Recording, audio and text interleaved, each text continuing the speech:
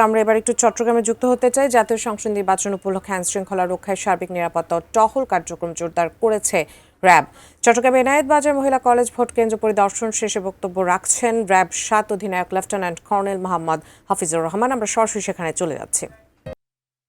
মিডিয়াতে fake ID থেকে post করা কোনো নিউজ দেখে কেউ বিভ্রান্ত হবেন না। 18 কোটি মানুষের একটি দেশে দুই একটি বিচ্ছিন্ন ঘটনা ঘটে থাকতে পারে বা ঘটতে পারে, এটা না, কিংবা ভয়ভীতি পাওয়ার কোনো কিছু নেই। আমরা আইনি সকল আসনকে একেবারে ঘিরে রেখেছি। তো যেখানেই আপনার কাছে সমস্যা মনে হবে, কোনো অভিযোগ থাকলে আপনি 5 থেকে 7 মিনিট পায়ে হেঁটে আশেপাশে ঘোরাঘুরি করলেই কাউকে না কাউকে পেয়ে যাবেন।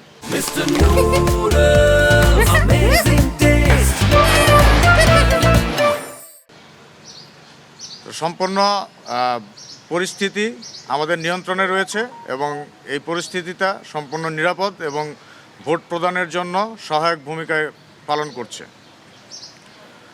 জনগণের কাছে আমরা আশা করব যে আপনার ভোট আপনার অধিকার এবং আপনার ভোট আপনার রাষ্ট্রের প্রতি দায়িত্ব।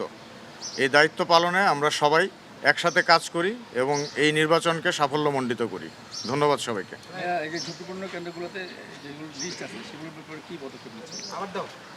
ঝুঁকিপূর্ণ যে সমস্ত কেন্দ্র তালিকা করা হয়েছে, এই এলাকাগুলোতে একটু বেশি সংখ্যক টহল থাকবে এবং গোয়েন্দা নজরদারি বৃদ্ধি করা হবে এই এলাকাগুলোতে।